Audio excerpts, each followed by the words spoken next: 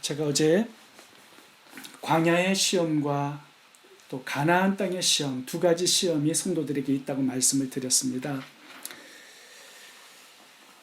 어제 가나안의 시험에서 중요한 것은 복을 받을 때 하나님을 잊어버리는 것.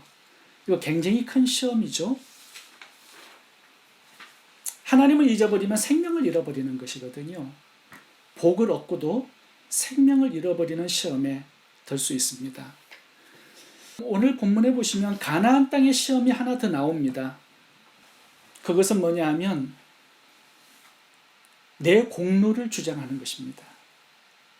하나님께서 주신 승리와 복을 받을 때 내가 했다라고 내 자랑을 하는 것이 가나안 땅의 또 하나의 시험입니다.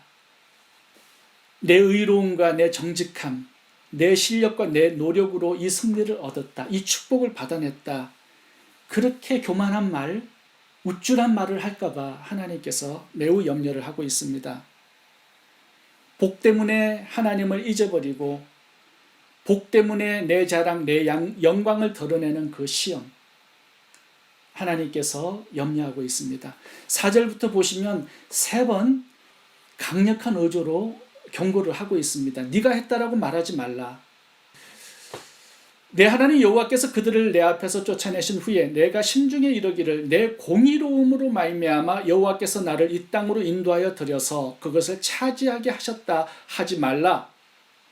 5절 내가 가서 그 땅을 차지하면 내 공로로 말미암음도 아니며 내 마음이 정직함으로 말미암음도 아니다. 6절 그러므로 내가 알 것은 내 하나님 여호와께서 내게 이 아름다운 땅을 기업으로 주신 것이 내 공의로 말미암음이 아니니라. 3번씩 하나님께서 강력한 어조로 경고를 하고 있습니다. 네 공로 때문이 아니야. 너의 의로움 때문에, 너의 정직함 때문에, 너의 실력 때문에 이 승리를 얻은 것 아니야. 다 내가 한 것이야. 이렇게 말씀합니다. 그러니까 너는 내 영광을 도둑질하지 말라고 말씀하시는 거죠. 승리를 주신 두 가지 이유가 오늘 본문에 나옵니다. 첫 번째는 가나안 땅 주민이 너무 악하기 때문이다. 두 번째는 너희 조상들에게 한 맹세 때문이다. 언약 때문이다. 이렇게 말씀합니다. 그 어디에도 이스라엘 백성들의 의로움이나 공로가 끼어들 자리가 없다라고 말씀하는 거죠. 이제 이런 시험에 들지 않도록 하나님께서 한 가지 조치를 취해 주셨습니다. 네 자신의 정체가 어떤 사람인가를 알아야 한다라는 거죠. 5가지도 설명합니다. 네가 어떤 존재인지를 알라는 것입니다. 6절 너는 목이 곧은 백성이다. 7절 너는 여호와를 경노하게 하는 자다. 그리고 또 하나죠. 늘 항상 여호와를 경노케 했다. 8절 봐보세요. 여호와의 진노의 대상이었다 너는. 그리고 끝에 보세요. 너는 진멸의 대상이었다라고 말합니다. 이 진멸이라는 단어는요, 항상 끝에서 나오는 단어입니다. 다시 말하면 너는 소망이 없는 자였다라는 것을 설명하고 있는 거죠. 너의 실체가 누구인지를 바로 알아야 너는 겸손할 수 있다라는 겁니다. 내 자랑, 내 의, 내 영광이 어떻게 끼어들 수 있겠느냐? 네가 이런 사람이었는데. 여러분 우리가 어떤 사람이었습니까? 마귀의 자식이었죠. 하나님의 원수였고 진노의 대상이었습니다. 지옥에서 영원히 형벌을 받아야 될 사람이었습니다. 그럼에도 불구하고 하나님께서 예수님의 십자가 공로로 우리를 구원해 주셨고 지금도 하나님의 은혜를 베풀고 있고요. 우리는 그 은혜로 숨쉬고 하루하루 살아가고 있는 존재들입니다. 무슨 자랑, 무슨 의, 무슨 공로가 우리에게 있겠습니까? 우리가 받은 모든 것들은 하나님의 은혜로 받은 것입니다.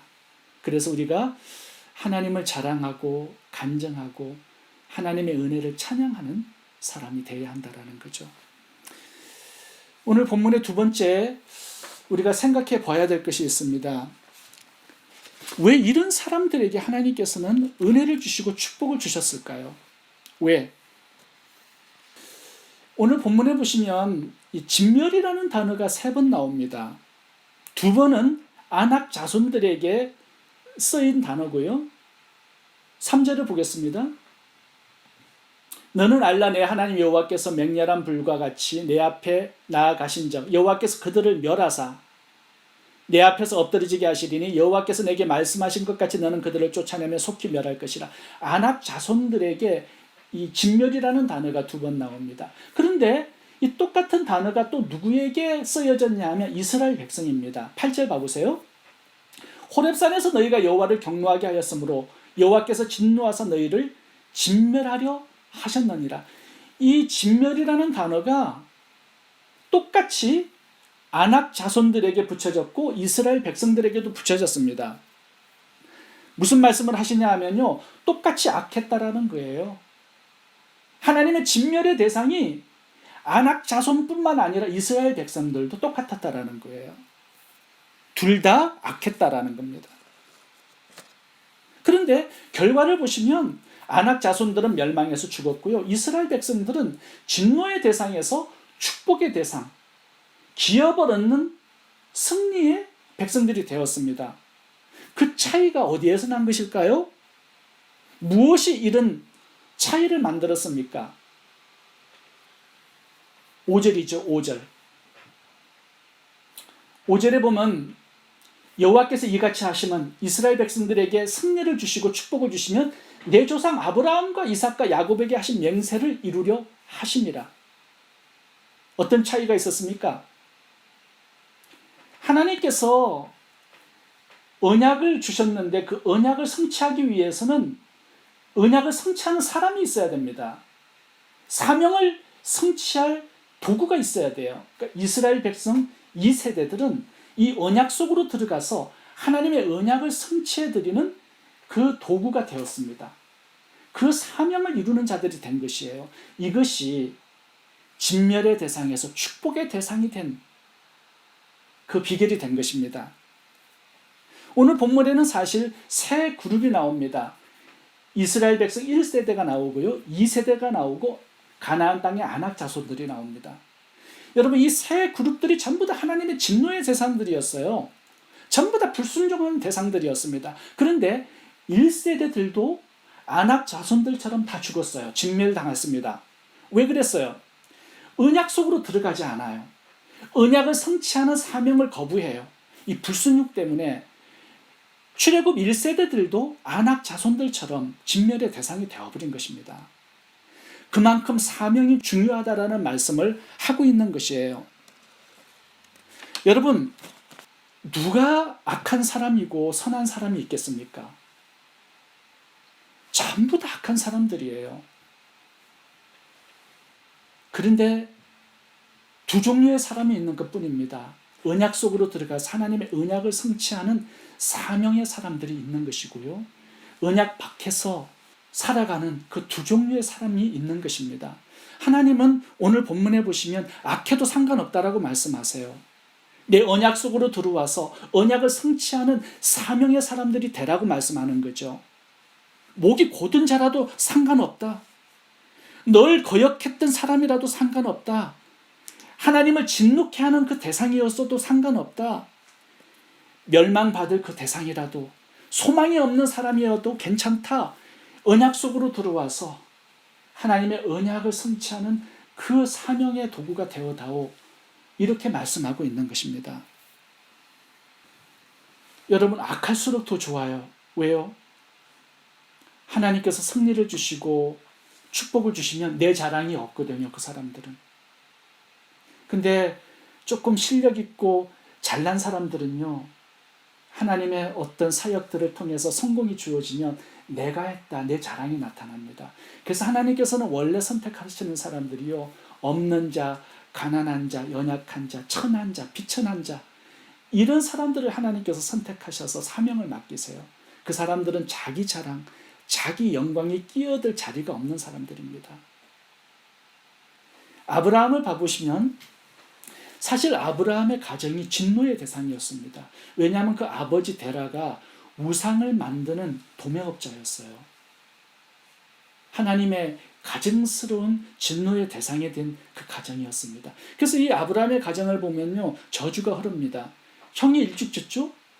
그래서 그 조카 롯이 고아로 남아서 아브라함이 키웁니다. 근데 아브라함의 가정은요, 아내 사라가 잉태를 못하는 불임자였습니다. 이런 가정을 하나님께서는 선택해서 부르십니다. 아브라함아, 예수님께서 이 땅에 오셔야 되는데 구원의 사역을 성취하기 위해서 네가 그 도구로 좀 쓰임을 받지 않을래? 나의 사명의 도구가 되어달라고 사명으로 불러주셨을 때 아브라함이 75세에 예스라고 대답을 합니다. 사명의 부르심에 응답해요. 이것이 아브라함의 가정을 복의 조상으로 바꾼 비결이 되었습니다. 진노의 대상이라도 상관없다라는 거예요. 하나님의 언약을 성취하는 그 사명의 도구가 되면 된다라는 것입니다. 여러분, 12제자들은 어떻습니까? 그 가증스러운 세리도 있었죠. 마태. 가룟 유다도 선택해 주셨는데요. 문제는 뭐였습니까? 언약 속으로 가룟 유다는 들어가지 않아요. 땅끝까지 복음을 전파하는 그 사명의 일꾼으로 쓰임을 거부합니다. 진노의 대상이 되는 거죠. 삭개오는 예수님께서 불러주셨을 때 예스라고 그 사명에 응답합니다.